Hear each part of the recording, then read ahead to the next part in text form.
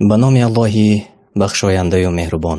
السلام علیکم و رحمت الله و برکاته. تماشابینان عزیز، همان هایی که این لحظه ها بیدار خوابی میکنند و با شبکه ما، با شبکه قرآن دستور عملی انسان هستند، امروز ما تصمیم گرفتیم با استاد گرامی ختم کرده یکی از دانشگاه های عرب با استاد ادهم حیدرزاده صحبت داشته باشیم درباره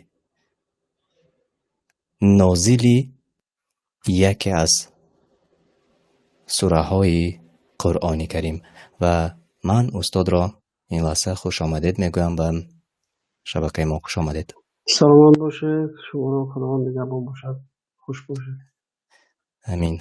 و صحبت خیلی خوب می شود که در ماه شریف رمضان درباره قرآن کریم باشد و چون در همین شبها قرآن کریم نازل شده. و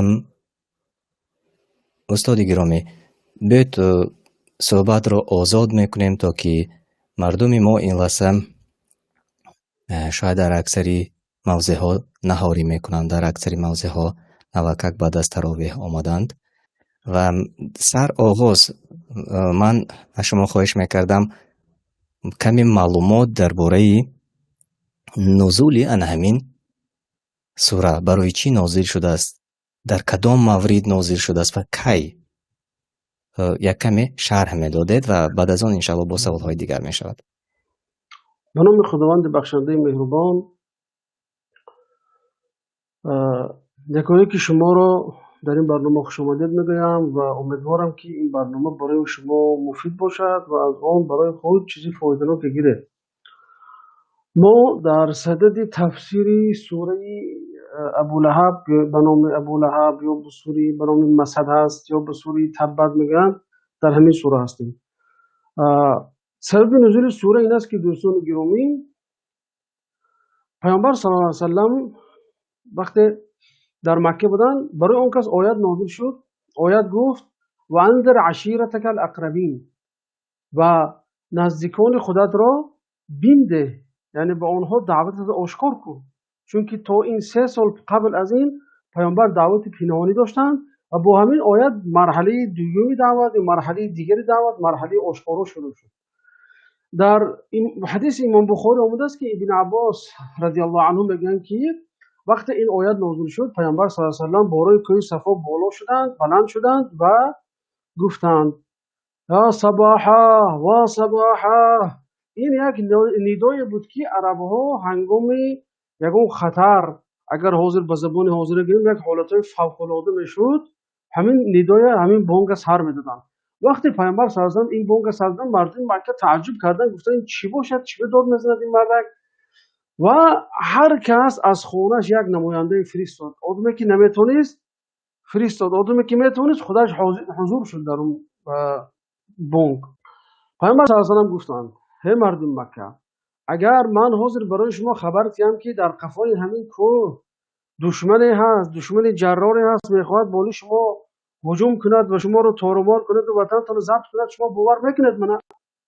مردم مکه گفتند که بله، ما تو رو باور میکنیم، چون که ما از تو دروغ ندیدیم. پیامبر صلی الله علیه و سلم گفتند که فانی نذیر لکم بین یدی عذاب الیم، این طور که باشد من برای شما بیم دهنده از طرف خدا هستم از عذاب دردناکی که نزدیک است که بالی شما فرو آید، اگر شما یگانگی الله تعالی رو قبول نکنید و رسالت ما رو همچون پیامبر قبول نکنید. اینجا همه خاموش ایستادند. تنها یک مرد اینجا به اصطلاح میگر شورش کرد، به اصطلاح پیامبر صلی الله علیه و سلم هجوم کرد، گفت تبا لک، اگر به تاجیک میگه مور تو چی شده است که برای همین چیز زدیم اونو؟ گفت همین که با گفت دکان پرستیم اومدیم، زندگیونه پرستیم اومدیم، کارمون پرستیم اومدیم، برای همین چیز زدیم اونا. یعنی که به یک همین شیوه دغل با پیامبر صلی الله علیه و سلم بگیم که رفتار کرد. و اگر زندگیش بعد اینم ببینیم، ابولهب همین چیز رو شعار خود قرار داد و با پیامبر صلی الله علیه و سلم جنگ آشتی ناپذیر اعلان کرد. همین ساعت، از همین اولین ساعتی که پیامبری خودشان اعلان کردن، ابو جهل زیر شعاری وای بر تو یا مرگ بر تو که ما رو برای همین فراخواندی، گوییم که جنگش اعلام کرد و پس از این الله تعالی از پیغمبرش دفاع کرد و از عثمان، یعنی اگر تو به زبان حاضره گویم اگر عثمان یک حالت فوق‌العاده اعلام شد و جبرئیل امین از عثمان فرامد و این آیت ها رو برای پیامبر صلی الله علیه و آله گویم که نازل کرد و پیامبر صلی الله علیه و آله یک نمود تسلیتی بود، چون که در حقیقت آدم تصور کنه که وقت جمعیت گپ میزنه یا آدم میخواد شما رو در نزد جنگل خیلی گپ میزنه و با شما خیلی برخورد میکند، البته وزنین است برای انسان این چیز. بنابراین پیامبر صلی الله علیه و آله وقتی این آیت اومد یک نمود این که تسلیت برای پیامبر و هم تهدید برای ابو لهب و ابو لهبیون. این است به طور مختصر دوستی عزیز سبب درباره نزولش. بله. و چند نام دارد ان همین ابو لهب و شما کوتاه گفته گذاشتید در آغاز و برای چی تخلص کردند و با هر گونه نام ها میگویند وی را، بعضا ابو لهب میگویند، بعضی باز درباره می کوتاه میگویند. ابو لهب میگن که سبب در این آیات به این کنیه آمدنش نیست که دوستان عزیز، یکمش میگن که ابو لهب یک مرد بود که چهره سفید داشت و روهای سرخ داشت و همون در رخسارش که چیزای سرخی بود مردم همون شباهت به آتش شباهت میکردن، مانند میکردن، میگفتن که ابو لهب، یعنی که از سبب چهرهش همین شکل بودن اون ابو لهب میگفتن. بعضی گفتن که ابو لهب برای اون گفته شد که در آیت سیصلی نارا ذات لهب است. اینا امام زمخشری آوردگان در تفسیرشون میگن که برای اینکه به همین مناسب شود و هم کلیه ابو لهب گرفت. یعنی چی معنا دارد خودش همون لهب؟ لهب آتش میگن، گلخن میگن.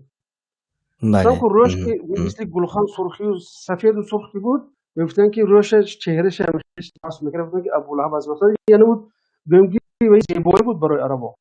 این اطلاق این کنیه برای، لیکن قرآن برای چی ابو لهب به نام آورد؟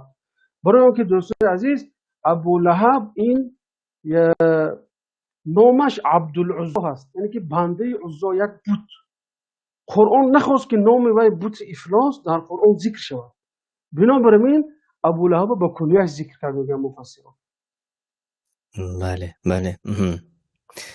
و درباره همین دیروز من یک کمی خوانده گذاشته بودم، یعنی که نامش رو از نامی همون بت‌های گذشته نامگذاری کردند و بله. و باز میدونیم که ابو لهب یکی از نزدیکان رسول الله صلی الله علیه و سلم بود. امروز ببینید که مردمی که امتی که رسول الله صلی الله علیه و سلم را ندیدند، تنها شنیدند، قبول کردند، دوست داشتند، و اما همان زمان ابو لهب این یک نزدیکش بود و کوتاه درباره همین نزدیکش چگونه خویشاوند بود به رسول الله صلی الله علیه و سلم و برای چی اینقدر نزدیک بود و ایمان آورده است.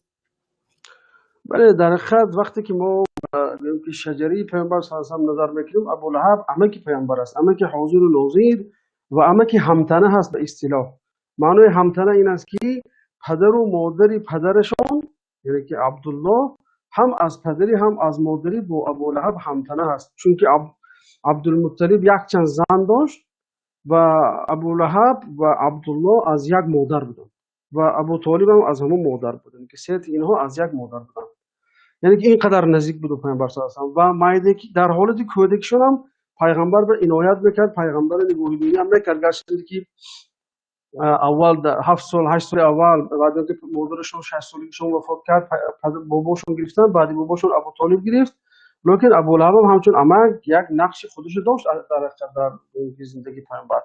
مثلا میبینیم که در بخاری امام زهری روایت میکنن که وقتی که پیامبر صلی الله علیه و تولد شدن، کنیزه که ابو لهب ثویبه خبر آورد برای ابو لهب، گفت که برادرت عبدالله پسردار شد. ابو لهب از خرسندیش اینا آزاد کرد، کنیزه که شد آزاد کرد. خب یعنی اجازه البته اشتباهی بود، خیلی گفتیم که عرب ها مردمی که قبیله دوستا بودند و خیلی تعصب قبیله‌ای داشتن، این چیزا گویم که خیلی به هم نزدیک بودن. لکن با وجود آنکه امک بود، غیر از این با همسایگی هم داشت. با وجود آنکه به غیر امکی با همسایگی داشتن، بنابراین اذیت ابولهب از اذیت دیگران بوده بسیارتر بود. برای که همسایه کی بود، دسترس کی بود، پیامبر که همیشه گویم که زیر دسترسی وای بودن، به همه نمود گویم که اذیت و اذیت بدون خونشون، گویم که پرتابشون میپرتاب یا تگی پاشون خور میموندن، زن و شوهر مقصد گویم که دو طرف زن و شوهر به هم مصلحت میکردن، مصلحت های پیشکی و پیامبر به هر نمود اذیت ها اذیت می‌نمودند. بله، واقعا درباره خودی زنش هم در آیتی زیر آمده است و کوتاه درباره این هم گفته میگذشته، چرا که درباره هر دو هم آمده است، هم درباره ابولهب و بله. همچنین درباره زنش هم آمده است. راستی وقتی که این سوره نازل می شود، وقتی که در اطراف مکه پهن می شود، اگر تصور کنید که یک انسان زنده گشته است لیکن و انسان زنده قرآن دوزخی اعلام کرده است برادر عزیز. تصور کنید که این چقدر در دل اونها وزن می افتاد و اونها رو دلشون می سوزاند و پاره پاره میکنه. و این بالای زنش خیلی تاثیر کرد. بنابراین زن ابولهب میگن که وقتی این آیه نازل یک سنگ کلان از دستش گرفت، کعبه آمد دید که پیامبر صلی الله علیه و آله شتگان، لیکن پیغمبر رو ندید، ابوبکر بود. ابوبکر گفت که این روایت بازار آوردگی است، نه ابو یعلا آوردگی در مسند فیاضی هم آوردگی است. میگن که هی ابوبکر، این دوستی تو گفت شوهری من در حقش آیات نازل کرده است، حج او کرده است. کلمه حج بود، یعنی که حج بسیارتر شعر به استفاده میشه. ما شنیدم که گفت این یاری تو گفت منو شوهرم حج کرده. حضرت ابوبکر هم یک جواب دیپلماتیک خوب داشتن، ولی که شاید نیست که حج کنه چطور گفتن. لیکن ابوبکر خوف داشتن که اصلا پیغمبر به اون سنگ میزنه. لیکن ابوبکر خبر نداشت که خداوند در چشمه پرده پرداخته است که پیامبر ندیده ایستاده است. و ابوبکر خوفش این بود، برامون میخواست که وای بگم اورا کنه و وای نتواند که پیامبر اذیت رسونه. بله. بعد این گپ زد، بعد گفت میگن که وقتی که همین گپ زد و پیامبر ندیده است که طواف کردن شد کعبه، میگن که همون پیش کرتش زیر کنه خودش افتید زمین بعد، یعنی که بالای قهر و غضبش بود شد. بعد خیلی گفت که نعوذ بالله پیامبر صلی الله علیه و آله به عکس نامشون خطاب میکنه. مثلا یک آدم نامش خوشبخت باشد، این خوشبخت نه این بدبخت میگه. مثلا این میگفت که محمد نه این مذمم میگفت. محمد اگر ستوده و تعریف شده باشد، مذمم مذمت شده و نکوهیده شده هست. بعد همونجا گفت که این هم جواب حج من برای محمد این است، گفت مذمما عصینا و دینه خلینا. ما محمد مذمم سرکشی کردیم، گفت مذمم گفت دینش ترک کردیم، دینش قبول نمیکنیم. گفت همین که پس دو دیگر به خیر و جالش برآمده رفت که پیامبر صلی الله علیه و آله گفتن که ابوبکر دیدی، ابوبکر گفتن خیلی خداوند من تو حتی نامم حس کرده است که اونها من به نامم نمیتونن چی کنن، تنقید کنن، بلکه به دیگر نامی که مذمم محمد هم من مذمم نیستم. یعنی که در همین حالم عنایت الهی، حفاظت الهی پیامبرش همیشه در احاطه خود گرفته بود. بله، و من یادرس می شوم به آنهایی که نوکک پیوست شدند. ما و شما یک جا با شما و همچنین در استودیو ما استاد ادهم حیدرزاده قرار دارند. این کس نامزد علمی تاریخ اسلام هستند و ما و شما دایره سوره مسد صحبت داریم. و اینجا یک سوال برمی آید، واقعا یک سوالی که از نگاهی آنهایی که از اسلام کمی دورتر هستند و این سوال را بارها خودی ما و شما نیز شنیدیم. میگویند معجزه قرآن است و شاید شما توانید جواب گویید به این، چون اگر ابولهب یا همسر ابولهب به دروغ اسلام می آوردند، کتابی الله چی می شد؟ چون این سوال را غیر مسلمان ها زیاد می دهند و اگر جواب داشته باشد. برادر عزیز، درست است. این علما از قدیم گفته گذشته این مسئله را. ابن کثیر هم گفته رحمت الله علیه، بیهقی هم گفته که این نازل شوی خود سوره ابولهب این یک معجزه الهی است، چون که دیگر خداوند برای وی یک مهر زد مهر زد که دیگر بر انسان ایمان آوردن نمیتونه، دیگر در ایمان برای وی و برای زنش بست و در حقیقت اونها ایمان را آورده مردن که خودی همین واقع شدن همین سوره، نزولی همین سوره دلالت بر اون میکنه که این معجزه الهی است. چون که اینو ببینید، ما اگر یاد باشه در نظم تفسیر سوری و گذشته کوثر در اونجا ببینید الله تعالی میگه که این شانئک هو الابتر، دنبوریده دشمنی تو همونی که توی ابتر بده، خودش ابتر گفت الله تعالی، این آدم بعد همون گفت، لیکن نام گرفت یا کنیش گرفت نگرفت، چون که اونها مثل ابولهب سرسخت دشمنی سرسخت نبودن، یعنی دشمنی گویم رهگذری بودن. ابولهب این دشمنی به پیغمبر بیرق بردارش بود، برای پیغمبر صلی الله علیه و دشمنی کردن است که ابولهب میتونه بگه به زبان حاضر من شما گفته ابولهب یک جنگ اطلاعاتی پیش گرفته بود، اینفورماسیون واینا گفته بود. چه خیر من مثال دیگه میگم.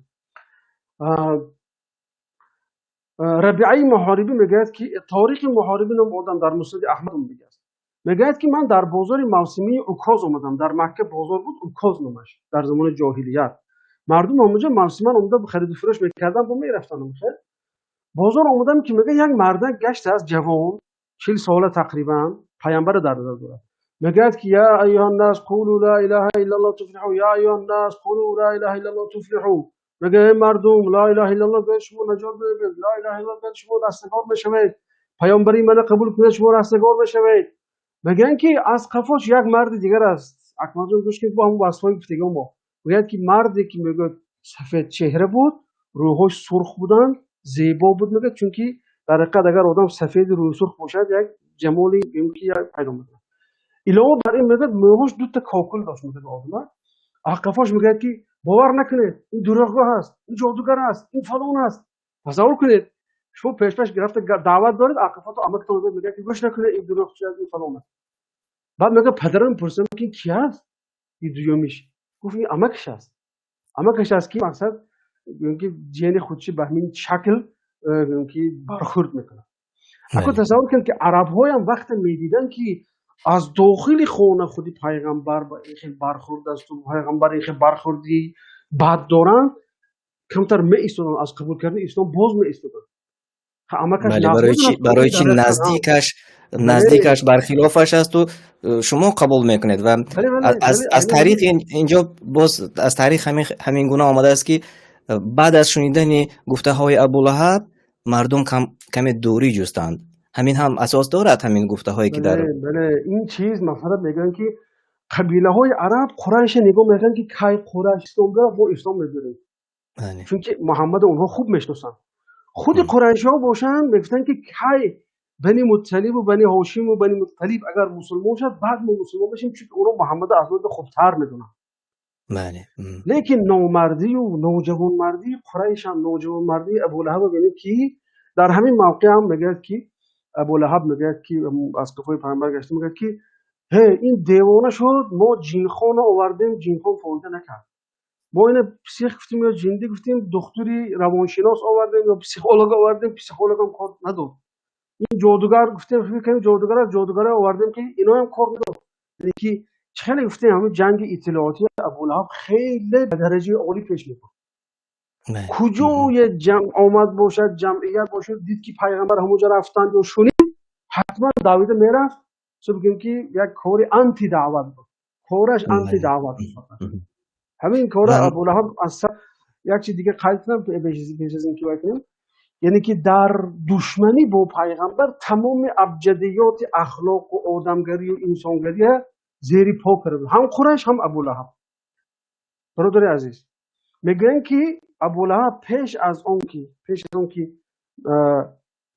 پیامبر صلی الله علیه و پیغمبر شدن، بعد پیغمبر شدنشون رو دخترشون کلین کرد. بله در همین قصه من پرسیدنی بودم که انا همون دو پسر داشت، سه پسر داشت اگر خطا نکنم، عتبه عتیبه معتب، دو تایش کلیندی، یعنی که دو دختری رسول الله صلی الله علیه و سلم رو به خود کلیند کرده بود به قول خودمون گویم. و باز از روی گفته های تاریخ باز تاریخی می‌آید که دو فرزندش رو گفت جدا شو، یعنی طلاقش رو بده. و اگر بله، ما کوتاه‌تر هم گفتیم گفتتان که مقصد در همون مسئله ابجدیات اخلاق ما گفتیم که اونها یگون اخلاق و مردانگری جوانمردی یگون ناموس نداشتن، بنابراین چا کردن؟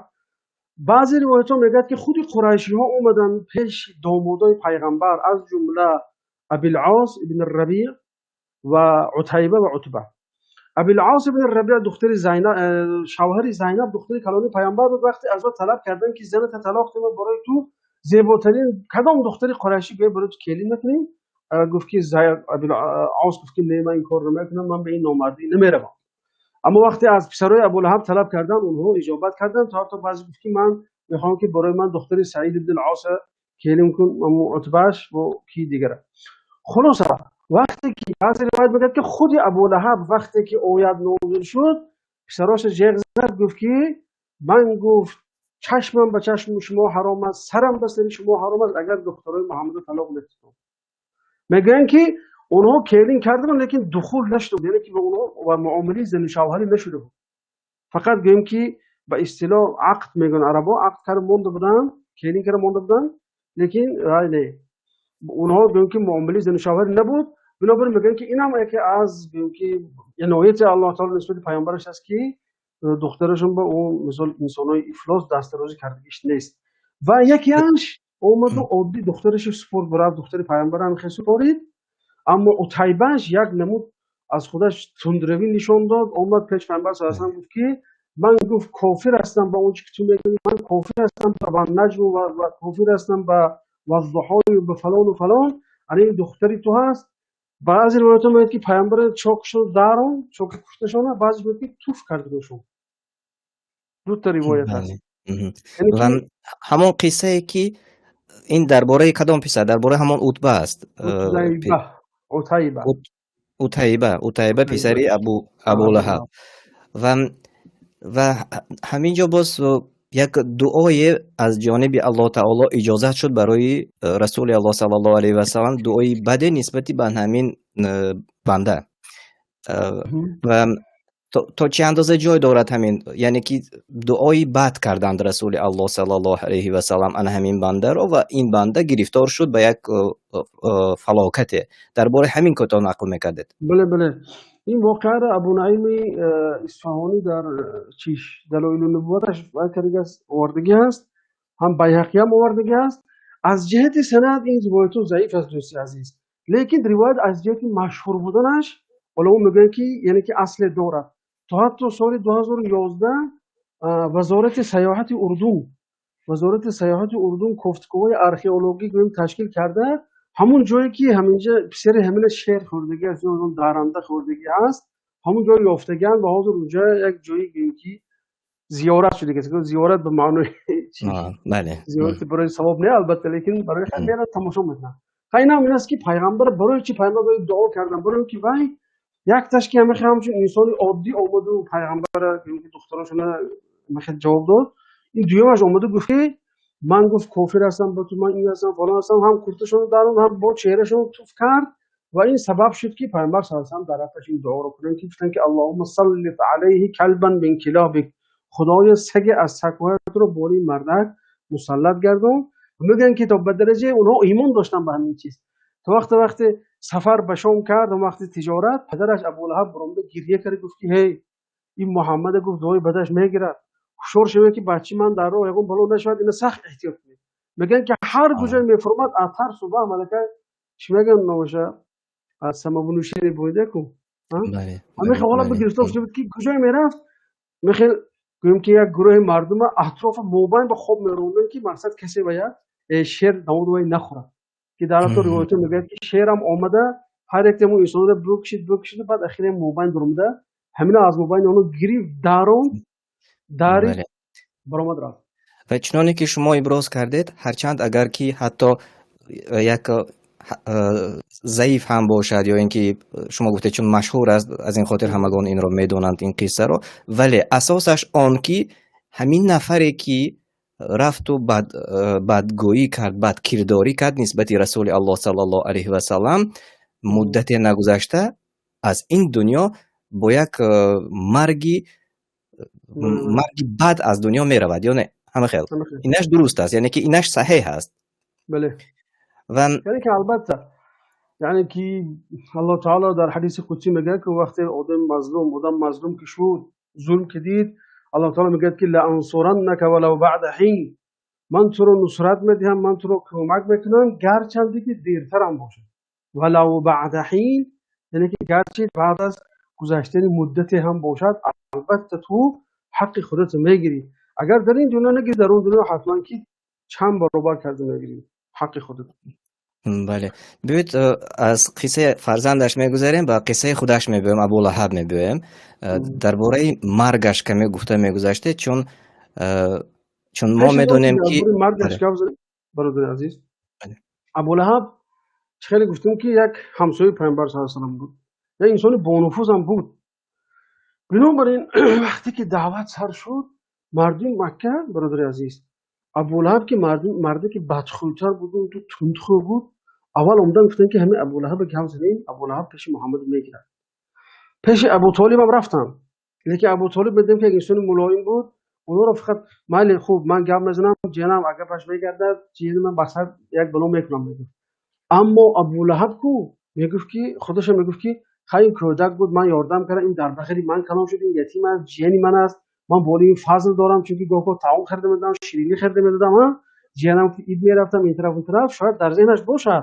بنابراین همون ذهنیتش بینه، همون ذهنیتی چی است، اومد گفت که یک گفت من باید همین انگشتم خیلی کردم، محمد گفت من میگیرد، فکر کرد، اومد به همین شک گفت که ای محمد این که ما چی گفت، مردم ما رو تقسیم کردی، سری مردم جنگ انداختی، که گفت مستفدا با جوانو جنجال دارن، گفت این مقصد عقیده نو آوردیم، ما یک بودیم، این بودیم، اون بودیم، که یک باره پیامبر صلی الله علیه و آله گفتن که ما ای راهم نمیگردم، گفتن این راه من این رسالت الهی است، من یعنی که یگام گفتم که صلاحیتی از این چیز دستکشی ندارم، چون که الله تعالی مرا همچون پیغمبر آخر زمان انتخاب کرده است، مرا برگزیده است و کسی نمیتونه که مرا از این راه بازگرداند.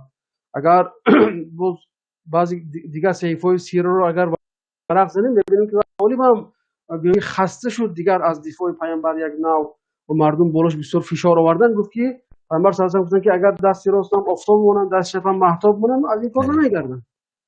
خلاصه یعنی که ابولهب نقش کلیدی داشت در تاثیر در بگوییم که پیامبر صلی الله علیه و آله، لیکن پیامبر صلی الله علیه و آله که رسالتشون الهی بود، بنابراین این ابولهب نتونست برای پیامبر هیچ تأثیری نرسوند. برای همین ابولهب دیگر گرفت دشمنی را و چگونه که بارم تکرار شدم جنگ اطلاعاتی سر کرد. فکر نکنه که اون زمان طوری گزیت نبود، تلویزیون نبود، رادیو نبود، لیکن اطلاعات به همون روی خودشون موافق بود در سطح همون فهمیشی جاهلیت. مثلا اون چوخونه ها مثلا به جای اطلاعات باز میکرد، معرکه های میشد جای اطلاعات باز میکرد، بازارها جای اطلاعات باز میکرد.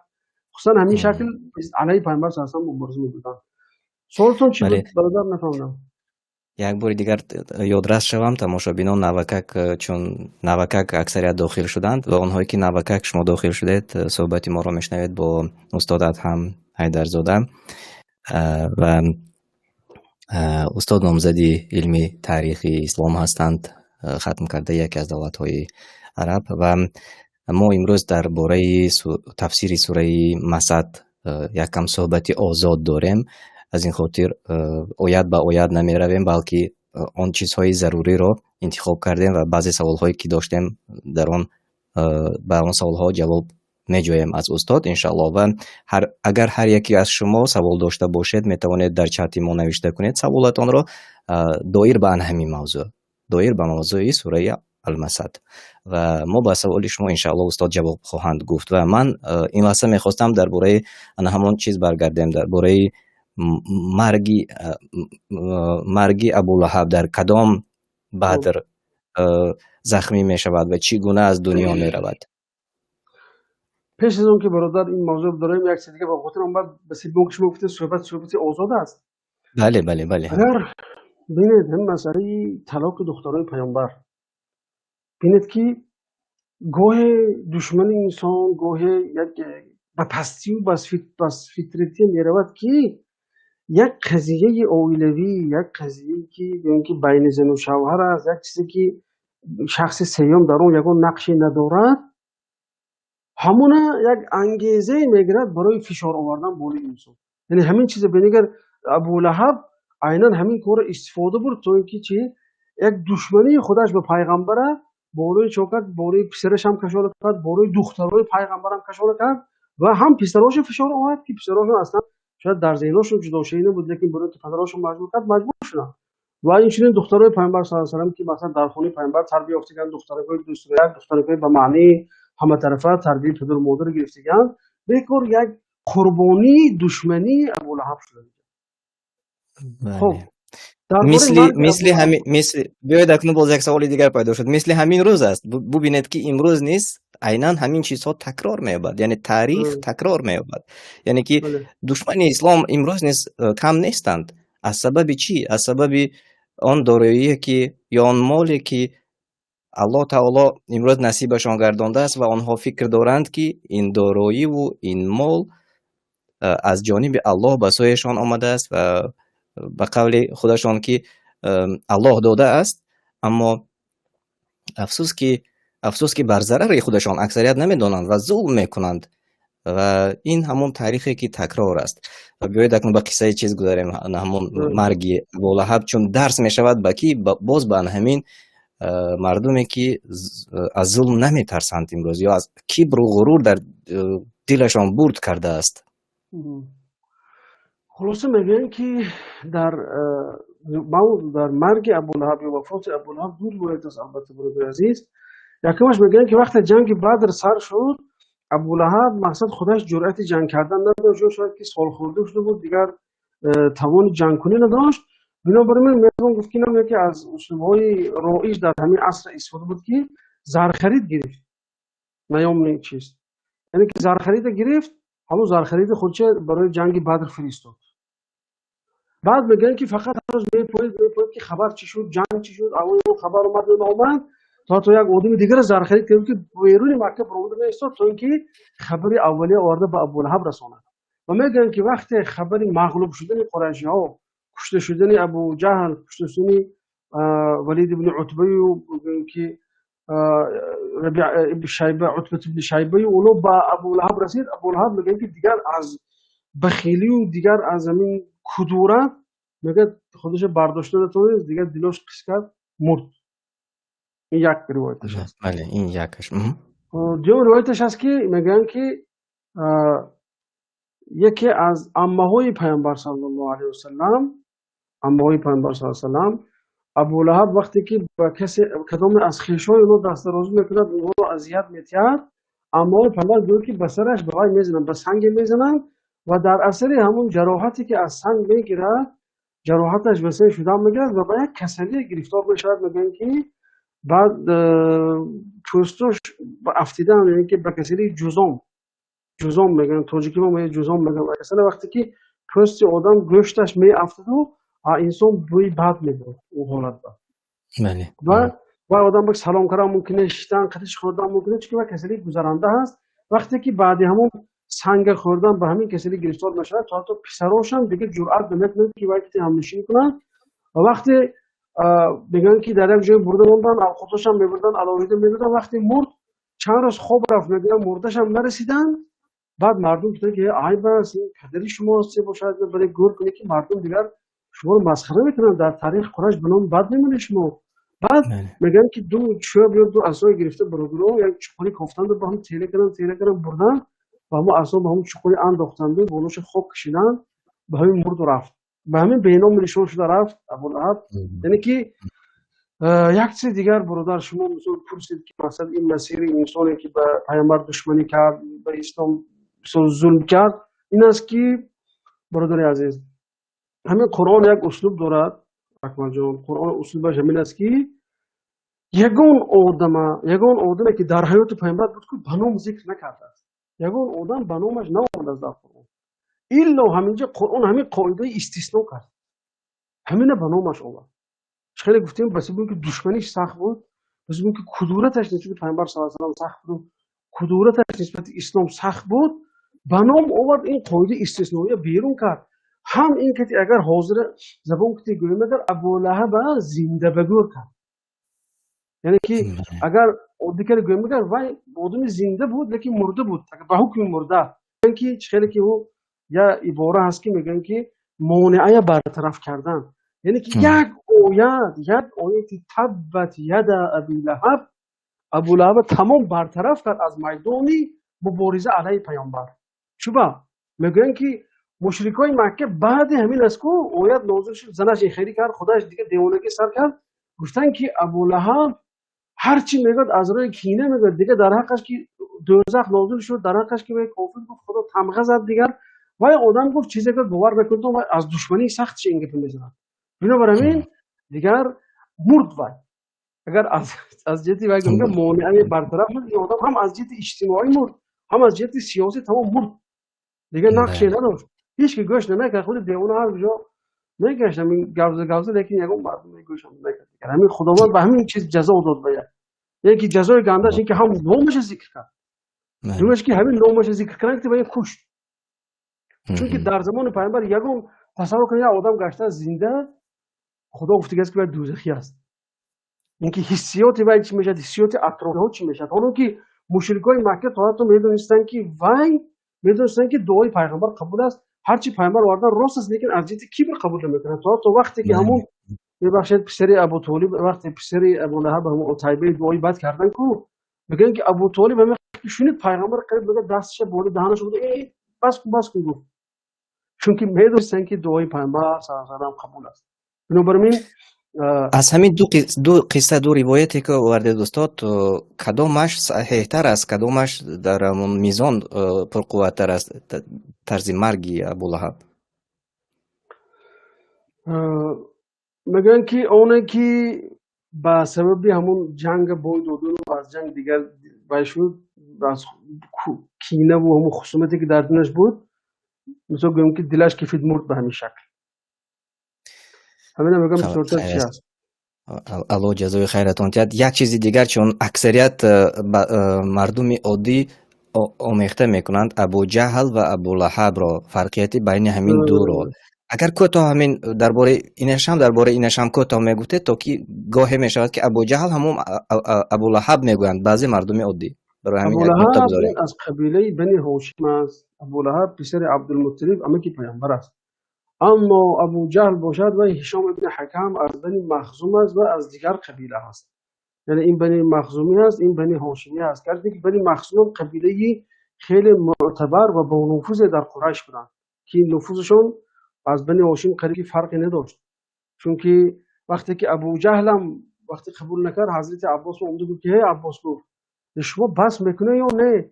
گفت شما گفت این حاجی ها رو تامتی سر کردن، ما رو سر کردیم. گفت حجابت خانه خدای رعایت و عنایت چه سر کردیم، ما رو سر کردیم. گفت اكو که اسبا ما برابر شدن که در مسابقه به همین کل برابر شدیم، اكو دعوای پیغمبرش چی گفت؟ این اگجا برارده شما دیده؟ یعنی که در همین چیز بینشون که خیلی میشد که بین عمد بچه ها میشد، بینش میشد. تشکر زیاد، الله شما راضی باشد و صحبت خیلی مفید بود و من فکر میکنم که اگر باز درازو هم کنیم تمام نمیشود و خیلی شوق‌آور هم هست. و بیایید تقریبا 40 دقیقه ما با شما صحبت کردیم. در پیش ما با استاد محمد علی نیز صحبت داریم دایره شب قدر و انشاءالله باز برمیگردیم به موضوعهای دیگر و همین موضوع. من میباشم شما مجبورم که کپتون رو قطع کنم، چون که ما مغزی موضوع ندارم. ولی ما آیت اقل یک آیت رو کم کم تفسیر کنیم برادر برای که دوستا فهمن که سوره درباره چی کم است. ما ولی فقط درباره ابو لهب خاراکتریستیک دادیم، درباره زنش کم در خاراکتریستیک دادیم. دیگه موضوع سر میکنیم ان شاء الله. اگر برنشه صبر تیار برادر گوش کنید.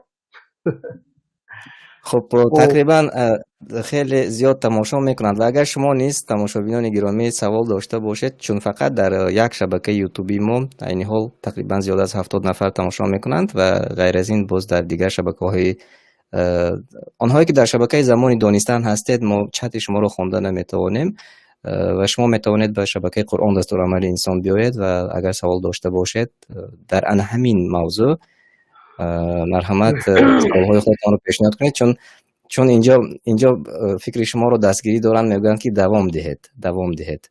خب اکمل جان باز درباره نام ابولهب چیزی که به خاطرم اومد، میگن که ابولهب مثلا ما گفتیم که لهب این چی است؟ علنگه هست، آتش است، گلخن است. میگن که ابولهب برای ابولهب گفتن که آدم تیز غضب میکرده بود، تیز میخزبید. هستن که نمیخوام آدم ها همین معدترین چیز به دیوانگی میکنن و بهشون سرخ میشه دیگر میگن گارد رگوی گاندش. این ابولهب میگن همین شکل برای میگن سبب ابولهب نامگیریش هم همین است. بیاید اکنون تفسیر کنیم آیات رو کم کم جمله به جمله و کلمه به کلمه، نه همشه بلکه کلمه تبت یدا بین برادر عزیز، تبت این دعا هست. دعا یعنی که الله تعالی بین این قرآن برادر یک چیزی عجیب است، یک معجزه عجیب است. قرآن است که شروع میکند به هجوم. چون که این پیغمبر رو هجوم کرد، پیغمبر درخشان که باید بیزد بین جمعیت شرمنده کرد که قرآن هم با هجوم سکرد که تبت مرد هلاک شود، وای بر ابولهب، تبت یدا دستش مرد، دستش خشک شود. چرا که به این دستانش ابولهب علنگه میموند، زیر پای پیغمبر خار میموند، پیغمبر به سنگ میزد، خونشار میکرد، پاهاشون دستاشون خونشار میکرد. بنابراین قرآن هجوم که سر کرد. ببینید دیگه سوره های برادران سرشویش این سوره ببینید یک سوره است که به هجوم. بله، هلاک بود دستان ابولهب که بله. رسول الله صلی الله علیه و سلم را اذیت میداد و هلاک شد. بله. خودی او اینجا ببینید هلاک شد. همین بین کلمه تبت کتی و تب هر دوش یک چی هستن، ریشش از کلمه چی هست، هر دوش که یک چی هست ریشش. اینجا با خدای تعالی دعا کراز، اینجا با گفتاز که خبر داده و شد همه خیلی گفتاز در حقیقت هلاک هم شد. تبت یده هلاک بود، مرد ابولهب و مرد و هلاک شد. یعنی که خداوند میدوند که گذشته آینده را، اگر به تاکید گفتاز که خبر داده که در حقیقت مرد، هلاک شد، نابود شد ابولهب. هم دعای بعد هم خبر از اون که همون دعای بعد چی شد؟ نامه عملت باشید. تبت ید ابی لهب و تب مرد وای هلاک شد، وای برطرف شد، زنده بود و مرد الکه. ما اغنى عنه ماله و ما کسب. ما اغنى عنه ماله یعنی که مالش فایده نکرد، باید مالش، ثروتش، داراییش، خونه‌هاش، خدمتگاراش و ما کسب گفتن که فرزنداش و منصبش و ابروش و چیزی که در مکه داشت براش فایده نکرد. این یکم تفسیرش است. دویم تفسیرش میگن که ما اغنى عنه ماله و ما کسب به معنای سوال آمدگی است. مالش، منصبش، داراییش چی فایده کرد برای ابولهب؟ به چی؟ به علامت سوال. یعنی که ما اغنا دو معنی داشته از برادر. یکمش گفت که فایده نکرد، دوم بار گفت که چی فایده کرد این چیز برای وای. حتی میگن که دو پسرش مسلمان شد. بعد این همه دشمنی سرسخت بود، جنگ اطلاعات ضد پیغمبر پیشواش بود، سردارش بود، لیکن بعد مردنش عتبه کتی معتب هر دو پسرش آمدن، پیامبر صلی الله علیه و آله واخوردن، اسلام قبول کردن، مسلمان شدن. پیامبر صلی الله علیه و آله گفته که آدم رو نماز و اینا رو آزار نده، مقصد پدرش در حقش گپ نزنه. ما اغنى عنه ماله و ما کسب سیصلی نارا ذات لهب. بزودی با آتش شعله‌ور داخل میشود. یعنی که تیز، چون که خیلی میدونیم این دنیای پیامبر صلی الله علیه و آله در حدیث گفتن که بین عمر امت من و بین آخرت مثلی بین عصر و شام است.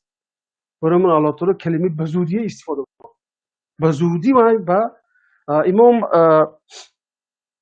طاهر ابن عاشور میگن که سیصلا برادر عزیز به معنای کباب شدن است، میزربه، بریان شدن، زیربان شدن ابولهب در اینجا در نظر دارد. سیصلا نارا ذات لهب یعنی که به آتش دارای علنگه داخل کرده شده و میزربه و بریانده میشود. تصور کنید که آدم بریان برای چی؟ یعنی وعده ای که این وعده برای در قیامت شده است برای همین ابولهب. بله. از این پس یک و دیگه را یادآور شیم برادر، هم بله کلمه ما اغنی عنه ماله و ما کسب، یعنی که مال و ثروتش فایده نکرد. ابن مسعود رضی الله عنه میگه که ابو لهب میگفت است که هیچ گم نیست از این جنی من خیلی گم نزد آخرت میگرد، من آخرت برفتم کو همین مال و گوسفند و پول و طلا من فایده میکرد. ما همونجا هم گفت از که امتحان بگذارم، نعوذ بالله. هم خیلی فکر میکرد، برای الله تعالی همین تاکید کرد مالش چی فایده کرد که گفت اون شطورات و اون پول تو تجارت تو برای چی فایده کرد. خب اکنون برادر عزیز می شود درباره اکمال زنش به زنش گذاریم کنی در آیت دیگر. یک دقیقه برادر، انا ببینید که اگر اکمال جان ما اگر به زبان حوزه مثلا فهم بچه همه خوب بعض انسان که گوش میکنن همین سوره میدونید ما چی میشد نمونی سوره که با ابو لهب و زن ابو لهب پرونده جنایتی کشد، سبحان هم الله. پرونده بله جنایتی کشد، هم یابر حکم ابد داد هر دو. یعنی بله که بله اگر به اسلوگن تفتیش حکم شد قتل نبرده ابدی بله ابدالابد. بله که حکم ابدی اکبر داد الله تعالی. یعنی که این پرونده جنایتی زن و شوهر که به هم همدست بودند و هم مسلک بودند در دشمنی علیه پیامبر، الله تعالی این پرونده هاشون برای ما گفت که نه از چی عبارت است و یکی برای حکمش هم زد، امضاش هم مهرش هم مان، گفت که ابو لهب چی است جوش هلاک حکم گردید. است. بله بعد زنش به خودش همراه کرد ابو لهب، گفت که و امرأته حمالة الحطب و زوجش به زنه که دوزخ هیزم نیز کش بودن. درآید هیزم کش شود. ها حمالة الحطب برادر عزیز گفتن که ظاهرا خیلی حمالة الحطب این چی است؟ هیزم کشی است برادر، لیکن بعضی گفتن که اینجا حمالة الحطب معناش گپ کشانی هست، گپ سخنچینی است که بین مردم به همین چیز این زنک مجبور بود، برای همین چه کردن خداوند نامش حمالة الحطب. یا اینکه زیر پای پیامبر صلی الله علیه و آله هیزم اینجا به معنی خورا میبرد میموند، چون که پیامبر صلی الله علیه و آله بوره خور گردن کرد پاشون بخور دارد. تصور نکنه که برادران که گوش کنید شده اون زمان پتینگ ها نبود، ایخه توفلی ها نبود، ایخه گویم که سپاشگاه ها نبود که پای آدم از این چیز امین باشد. اون زمان بیچاره ها از همین گویم که شاخ خرما از که از همون میبافتند و از همون برای خودشون وای میکردن پای افضل. همون چیز که تی اگر خور مانیگر و شکافیاش میدونید که اونجا در جزیره عرب جایی بود که خیلی ترقی کرد، نعل نداشت، نعل نبود بله زیری پای و همون چی که بودن همون علف همون لیف خرما پیشانه چی میکردن، برای همین میشه حمالة الحطب موندن. با این چنین همین طاهر ابن عاشور در تفسیر همین آیات میگن که برادر بین تا چی درجه الله تعالی ابو لهب خور زور کرد که در دوزخ. ابن کثیر هم گفته گن، طاهر ابن عاشور هم میگه که همین حمالة الحطب معناش این است که زن ابو لهب هیزم میگیرد میبیاد شوهر خودش دوزخ و عذاب بگوند تگش کنه. الله پاک است. یعنی که همین چیز تصور کنه که این هر دوش در دنیا و هم مسلک بود برای دشمنی با پیامبر صلی الله علیه و آله، در آخرت الله تعالی اینش خور کرده به دست اینش عذاب میده. ابن کثیر طاهر ابن عاشور گفتن حمالة الحطب یعنی که هیزم تصور کنه زنی که به فکر مهربان بود به شوهرش میبیاد و زیر شوهرش چی میموند هیزم میموند، شوهر خودش میسوزه با علنگی وقتی خودش هم میسوزه. با الله تعالی گفت و فی جیدها حبل من مسد، فی جیدها یعنی که در گردنش گردنبند از مسد است، یعنی که مسد همون شاخی و لیفی که از خرما میگیرن پیش ارغمچین میکنن همون گردنش مونده، لیکی و با آتشین است.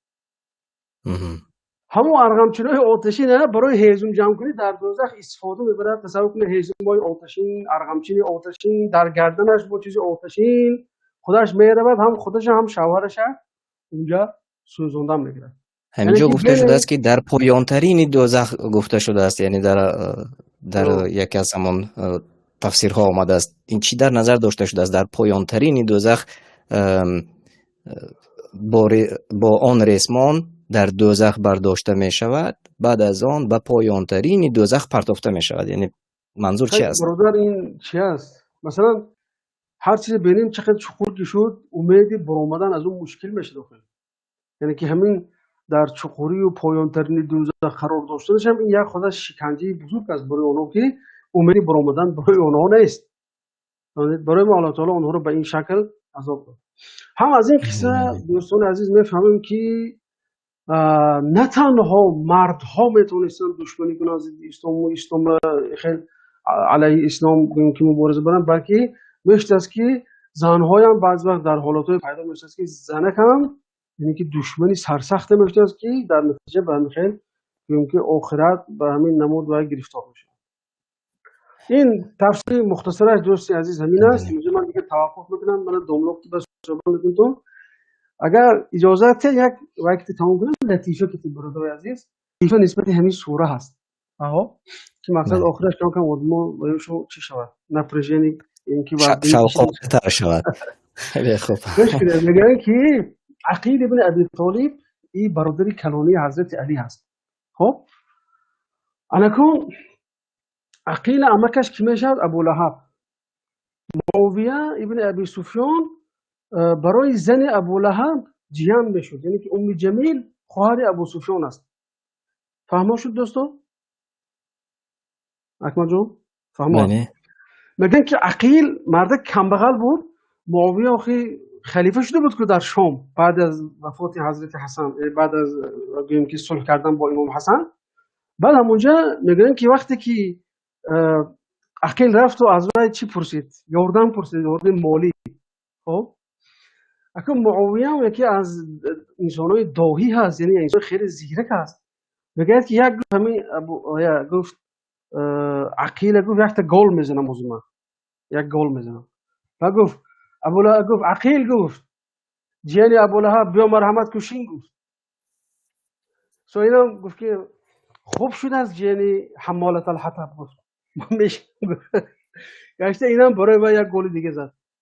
این گفت که تو جیانی ابو لهب گفت و اکنون درست‌تر میکردید، واضح‌تر میکردید. گفت یکی جیانی ابو لهب گفت دیگرش ترجمه کنید. برای چی این گونه گفت معاویه؟ معاویه خواست که به این چیز یعنی که یک شوخی کند به این مرده که همین جد مرده که یعنی که توی عمکت همین آدمه که خداوند در حقش آیت نازل کرده است. عقیل هم که آدم ذکی و زیرک بود میدونست که زنی ابو لهب کی است؟ عمه معاویه هست. و گفت که خوب شد از گفته که تو جیانی حمالت الحطب هستی. گفت به همین بهشون تموش چیو شد. بله خیلی خوب، تشکر زیاد. الله شما راضی باشد. به نهایت صحبتی خوب و صحبتی آزاد داشتیم. ببخشید اگر ساده‌تر که گویم اگر بود که عقیل تو همون عمه که تو ابو لهب نیست بود، من آسان کردم فهمونم. بعد عقیل که ها تو عمت حمالت الحطب است که گفت زنش زنی ابو لهب. بله بله. و مثل همین هم خطی دوملا صحبت کنه. خداوند توفیق ده شما رو برادرانی که با ما بوده در این شب زندان، خداوند شما رو توفیق کرد دوستای عزیز. ان شاء الله امیدوارم که در آینده خیلی صحبت‌ها بسیار شود و از فیض و برکات رمضانی در این شب‌های اخیر، در شب‌هایی که رحمت خدا نازل می‌شود، که وقتی دعا هست و وقتی نیایش است، ما هم از دعا تو فراموش نکنید دوستای عزیز. همین ما از شما التماس دعا می‌کنیم، محتاج دعا هستیم. الله تعالی توفیق دهد و علم نافع عطا کند و همه شما را الله تعالی در این شب عفو کند، از جمله ما را از اینکه مورد عفو خود قرار دهد. تشکر زیاد برای شما استاد گرامی. نام حیدرزاده بودند و ما باز انشالله در آینده با شما صحبت خواهیم کرد، چون ماه شریف رمضان یک ماهی است که ما باید این گونه صحبت ها را زیادتر کنیم و باور کنید من راحت کردم. من فکر میکنم که دیگران نیز این لحظه ها از این شب زنده داری و از شنیدن یک غذای معنوی باور کنید راحت کردند و انشالله که الله قبول کند از شما. بارک الله فیکم. السلام علیکم.